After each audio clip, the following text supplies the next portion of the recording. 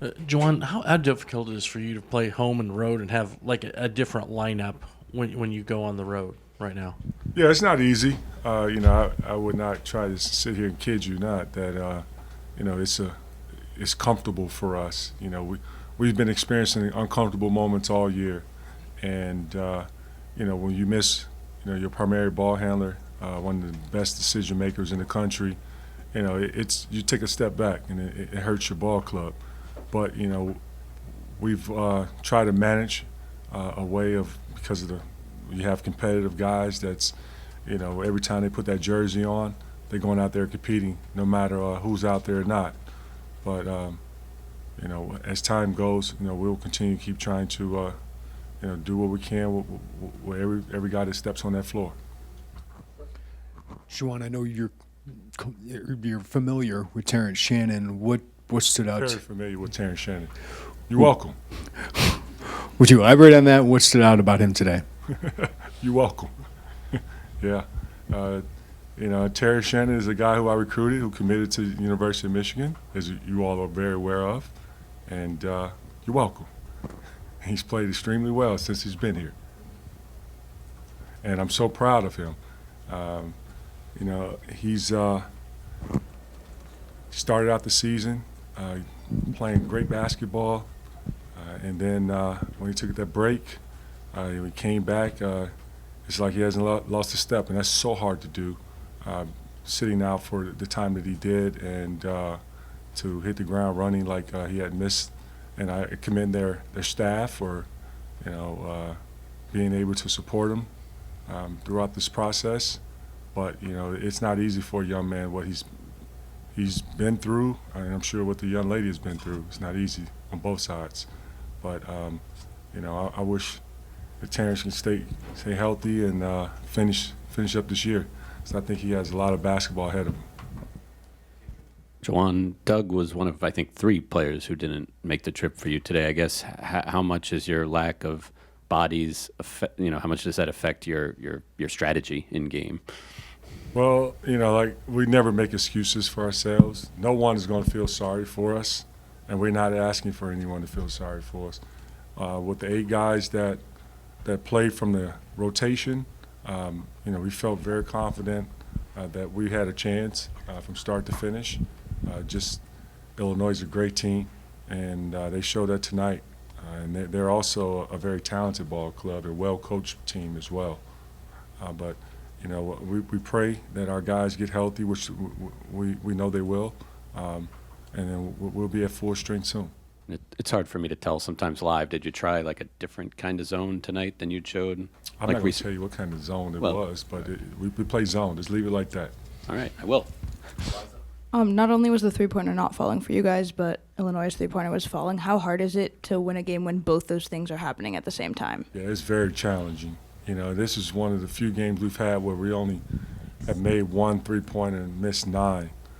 Illinois, they made 8, and T. Shannon made like 4 of those 8. But it's offensively. I don't think that was the biggest problem for us. It was defensively. Defensively, where we allowed too many open looks for some of their shooters in the first half. Also, there was paint points where we know T. Shannon was going to put his head down in transition. Like Olivier said, he's so athletic and strong that we tried to, of course, keep a body in front. Jalen, that one call, which I thought it was a charge, it ended up being a foul call on him. But that's the type of pressure you're dealing with when you're facing a guy who's so strong and athletic. But then to add to their entire roster, they have some guys that that can score the ball, that are also talented and skillful. This team is really good. And they're gonna have a chance. They're gonna make some noise. In the tournament. I really predict that. We'll go 2 more, front row, and then I guess, Juwan, you've seen Coleman Hawkins kind of throughout his whole career going up against him. How has he evolved as a player, and what does he bring to Illinois that makes him difficult? Well, let's start with his experience. He's played in a lot of, big games early on. And each year he's progressed. He's always added something to his game. And, I would say this year he's shooting the ball extremely well from the outside. Last year, it was more of inside than outside, but this year, he's facing the basket, and he'll make you pay off a pick and pop if you don't close out to him. In transition, he's running in transition, stopping on a dime, and able to pull up from three. He has a nice size, with him, but more importantly, he's a kid that has a high IQ that knows how to play the game. I know the losing's not fun, but are you still enjoying the daily grind of coaching and Man, trying to improve? I was sitting there. Let me tell you this. September 15th, I spent 15 days in the hospital with open heart surgery. And those 15 days in the hospital was like nights of thinking and appreciating life, and always will. And so now to be here coaching, that's a blessing. A guy who almost lost his life. So do I enjoy coaching? You're damn right I do. And I enjoy, being with these young men and learning from them and growing with them. I enjoy working with my staff and challenging each other and helping each other grow. And, I enjoy the crowd, all the BS that they say to me, that's, try to, of course, distract me. And I enjoy that. That's what competitors do. When you're a competitor, this is what you've grown so much and embraced. I never forget, as a kid growing up here in Chicago, I always wanted to, be a basketball player, and then to accomplish an NBA basketball player, and then have an opportunity to coach on a collegiate level at my alma mater. Man, this is a blessing. And a lot of people love to have this job, but I don't look at it as a job.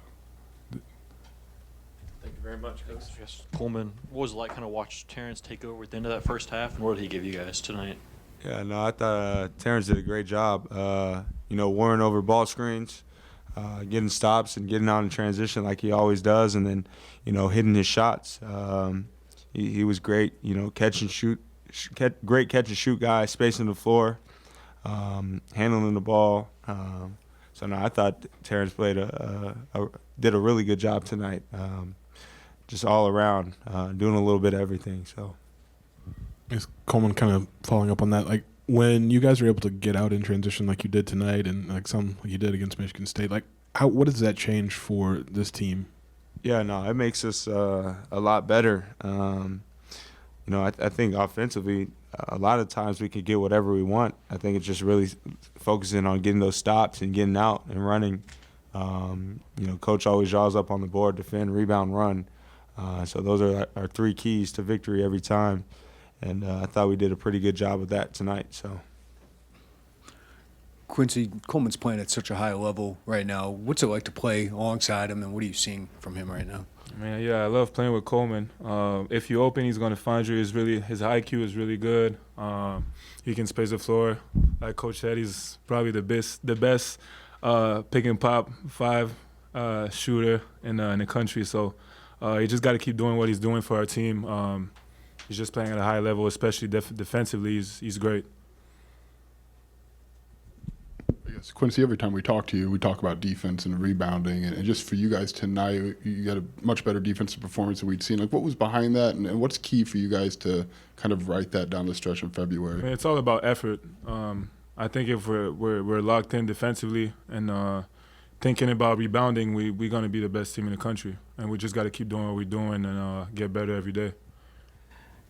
Quincy, along those same lines, they started out with a few offensive rebounds early, and then you kind of shut them down on the defensive glass. Was that a point of emphasis heading into this game? Or? Yeah, because when we defensive rebound, we can run offensively transition. So with TJ, nobody can stop him in transition. So like I said, it's all about us rebounding and being locked in and communicate on defense and do all the right things. When you played Michigan the first time in Ann Arbor, they had Doug McDaniel available. Obviously, that wasn't the case today. Is the game plan different knowing Michigan will or won't have him? Like, what are those changes, if you can say? No, there's nothing different. We knew Jalen was gonna, he's been playing at a high level as well, just like anybody else just like Doug whenever he plays. So. We kind of had the same mindset. We wanted to pressure the ball a little bit more. That was a little bit different, but as far as doing what we do, we stayed the same. You know, try to force them to take tough twos, limit their three-pointers. So we kind of schemed kind of the same way, just wanted to pressure the ball a little bit more. For either or both of you, they're not particularly deep. They had, a few guys that didn't make the trip to this game. Did you sense them wearing down at all as the game went on, fatigue being a factor?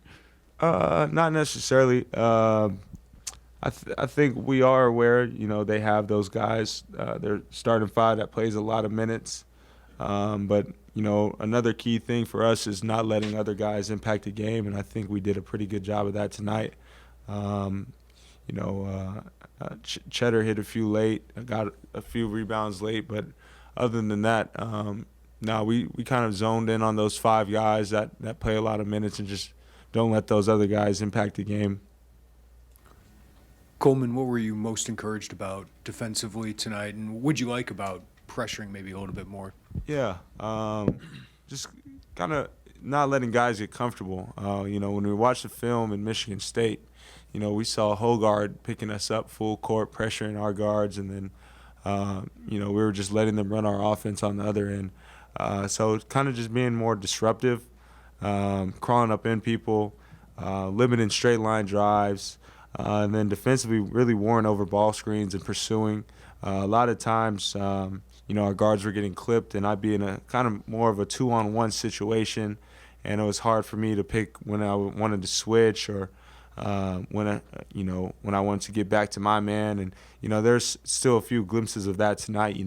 Reed got a lob or two tonight, so we still got some things to clean up on that end. But I think we did a good job, a better job of pressuring the ball a little bit more and just making and disrupting their timing of their offense.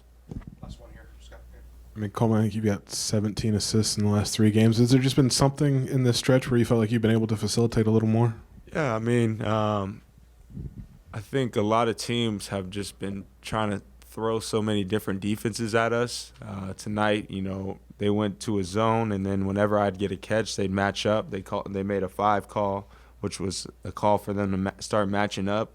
And I feel like the ball was just in my hands, and every time I'm aggressive, I feel like it's easier for me to find those guys on open assists, and then whenever we get out in transition, to just pitching the ball ahead. Like I was telling them, if this was the NBA, I'd have 12 assists tonight. Quincy's pass and 1 pump fake and 1 dribble dunk, that's a dunk, or that's an assist in the NBA. But I'm happy the way I'm sharing the ball right now. So. All right, thanks, guys. Thank you. Different focus tonight.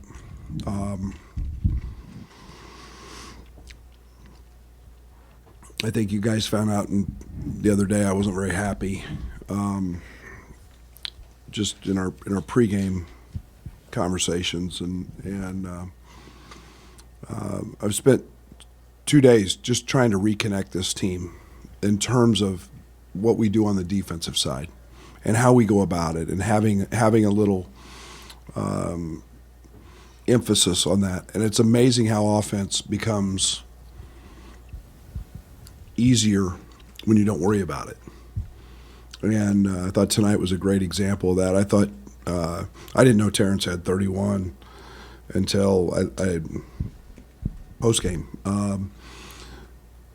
But he guarded the basketball like he did early, and we got connected that way, and that makes things easier for us. But I thought our emphasis the last 2 days, we didn't work 1 second on offense.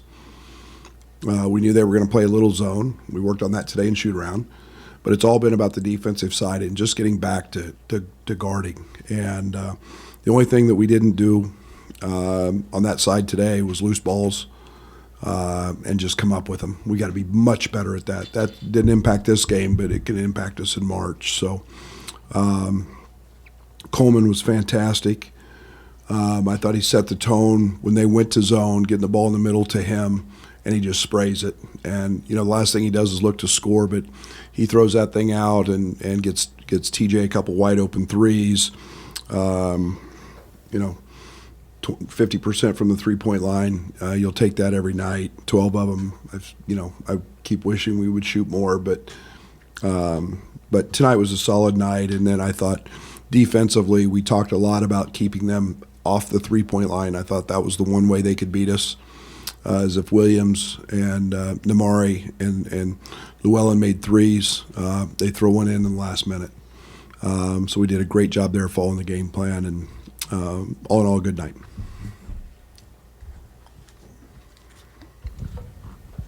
Brad, what do you think, or what encouraged you most about the defense? Coleman said being more aggressive, pressing those guys a little bit. Maybe you liked that a little bit. What did you like? We guarded the ball. We weren't 8 feet off the ball. We guarded it. We actually connected with it, and we're a team with size and length.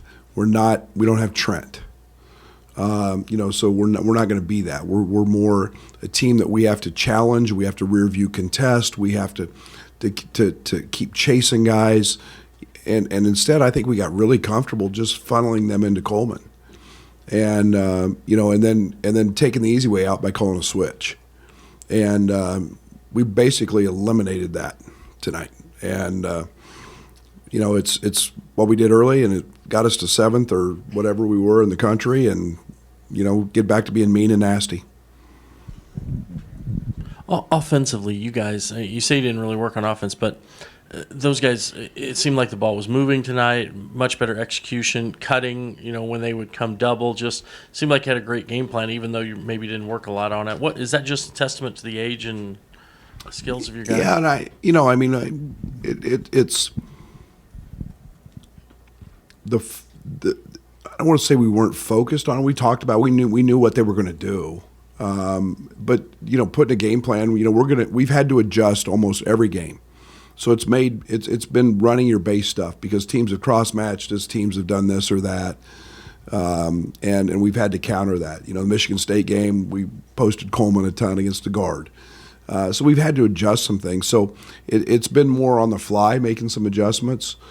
But yeah, veteran team did that. But again, I think it still goes back to the emphasis being on the other end, and that's what's gonna win. We got a number 5. We're number 5 in the country on offense. It probably moved up after tonight, I would think. But we got to understand what wins. Offense is fleeting, and we got to keep figuring out how to win when the ball doesn't go in.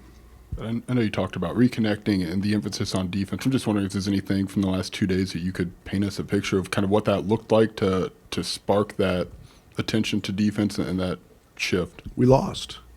Losing. I mean, there's 2 things that happen when you lose. You either learn from it or you accept it. And we have a great locker room, and we're not going to accept that. And if anybody liked giving up 9 out of 10. And when the game's on the line against Michigan State, when we have an 8-point lead and control the game, then they don't need to be in that locker room. And this is a really smart group. It's a cerebral group, and so losing's brutal. I mean, it's in my world it is, and so they don't accept it, and we learned from it, and we talked about it, we showed film, and then we went out to try to correct it.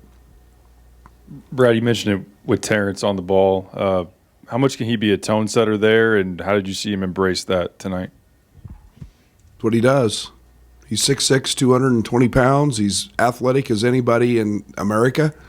He's a guy that has to want to be that guy. That's and then he finds his way to 30. He finds his way to 20. Terrence is going to score 20 most nights just by being out there. But that's his impact on us. And everything starts on the defensive side. When you see somebody sitting down and guarding, I took him out in the first half. He's one possession, he stood up, he got back screen, he wasn't ready to play. Get out. And if you're not going to be ready to play all the time, then I'm not going to play you. And he's such a focal point of teams on the other end. He needs to be a focal point of what he does on that end because he's really, really good at it. To dovetail off that point, Brad, you had said when Terrence got back, it was just going to take time. You were going to have to wait on him and take time. What was the plan for him, and what was the plan for the 4 other guys on the floor as you guys waited? I don't want to say I had a plan because I don't. then I'd be disappointed if it wasn't met. And so you always want things. I'm very impatient. You always want something sooner than it happened. But you're realistic. He was gone for a long time, and coming back, we were in a pretty good groove offensively, so it just almost had to happen organically. It had to happen in the right way without any pressure to go do this or go do that, and I think he's handled that in a pretty good way. I think he was averaging 23 a game in his last 3 coming in, and we truly haven't run much to him. But re-engaging him on that end has the ability to take us to another level. Coach, they had four early offensive rebounds and very little after that. Was there a point where your team just got dialed in on the defensive glass? Yeah, and Doug, it's one of the things we talked about. I think they were number 1 in the league in the last 5 games. They were averaging almost 13 offensive rebounds a game, and we felt like that's the one area that they could really hurt us. And usually when you get an offensive rebound, you either get a layup and a foul or you get a kick out 3. And I was petrified of the 3s. And again, we fumbled a couple balls and we should have had, but we I don't know what the margin ended up, 10, 9, but and I think that's one of the things that I felt pretty good about, because they're big and they're physical. I guess as a coach, to have a guy like Terrence that can score 20 or 30 and you don't have to just run set after set to do that. I guess what's the comfort or the advantage or just I'm not sure how to phrase that, but just to know you've got that in your back pocket. Well, I think when he starts shooting the 3 like he's shooting the 3, then he becomes a really, really hard guard. And again, Ty, Coleman, Marcus are all really good playmakers. It's what he does on the defensive end triggers what he does on the offensive end. He gets out in transition. If I could ever get him to be a 6-7 defensive rebound a game guy, he'd get another 4 or 6 points. He scored 4 or 6 the other night at Michigan State on the offensive glass. If I could ever get him consistently to go to the offensive glass, he'd find another 4 or 6 points there. He just knows how to find baskets, and he doesn't need a lot of help doing that. And getting to the free throw line and all those things factor in. But yeah, he finds points in a lot of different ways, and his teammates find him because they're all playmakers. Coach, to kind of piggyback on that 50% three-point shooting tonight, how much of a relief is it for you to kind of see those shots fall in, especially with the recent struggles here at home? You guys make that up, not me. I mean, I relied so little on offense, and you guys think I'm nuts. I know, because it's so fleeting, and it can come and it can go. And is it great to have one of those nights? We've had a few. Is it something I worry about? Most of the time, I just want them to keep shooting them and shoot more of them. So I don't really concern myself with it. When we're taking good shots and the right shots, I'm all in, because really good shots are hard to find. Brad, Luke's usually one of the first ones off the bench. What was the reason behind him kind of coming in later? Nothing. Just kind of a. Luke's a tremendous shooter. He's fighting. He's competing, and just kind of stayed with the little group a little longer, and I thought it was kind of what the game needed on the defensive side. So he'll be fine. The last 3 games now, Coleman's got 17 assists. I mean, has there just been? I mean, the opportunity's got to be there, but has there been? Have you seen something from him where he's facilitating at a higher level like that? Yeah, other than his no-look pass against Michigan State, he's just made. Now he tried to throw a back cut. He's made really smart plays and simple plays, and obviously somebody's got to finish him. But the game's really slow for Coleman. Mentally, he just sees it. He understands it. He's never sped up, and then playing in space has been great for him, because he's shooting the cover off of it. So teams are all, they were barking all night, shooter, shooter, shooter every time he touched it. And he's pretty gifted that way. Thank you, guys.